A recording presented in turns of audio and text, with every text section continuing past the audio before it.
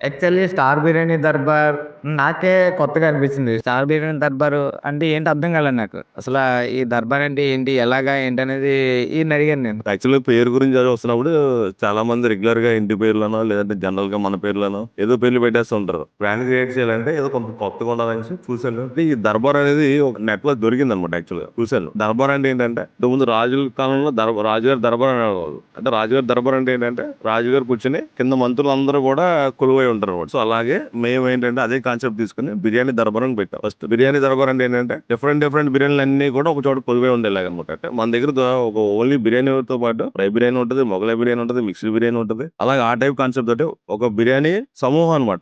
దర్బార్ అంటే ఒక రాయల్ గా మనకి ఉంటదని చెప్పి బిర్యానీ దర్బార్ అనుకున్నాం. కానీ బిర్యానీ దర్బార్ అంటే ఏదో వెళ్తే కనబడుతుంది. దానికి ఏదో యాడ్ చేయొచ్చు, ట్యాగ్ యాడ్ చేయాలని చెప్పేసి స్టార్టింగ్ ఒక స్టార్ అనేది పెట్టాం అనమాట. ఆ స్టారే ఈ రోజు నాకు నిలబెట్టింది అనమాట ఇది. చాలా మందికి ఇప్పటికి కూడా అర్థం కాదు. 'స్టార్ బిర్యానీ దర్బార్' అంటే చార్మినార్ బొమ్మేశారు. చార్మినార్ బొమ్మ కూడా ఎందుకంటే సింబల్ కి వెళ్తాను. ఒరిజినల్ దమ్ బిర్యానీ మన వరల్డ్ వైడ్ గా హైదరాబాద్ లోనే దొరుకుతుంది. మీరు ఎక్కడికైనా వెళ్ళినా కానీ హైదరాబాద్ దమ్ బిర్యానీ అంటే అదొక స్టాంప్ అనమాట. చాలా మంది దమ్ బిర్యానీ అంటే అక్కడ దిక్కదు అనుకుంటారు కానీ దమ్ బిర్యానీ అంటే మీకు హైదరాబాద్. సో ఆ సింబాలిక్ గా పెట్టాం తప్ప అది. యాక్చువల్లీ అదే సింబాలిక్‌గా పెట్టాము. కానీ హైదరాబాద్ దమ్ బిర్యానీ కూడా మనం ఎప్పుడు కూడా ఆ స్టైల్ తీసుకురావాలని కాన్సెప్ట్.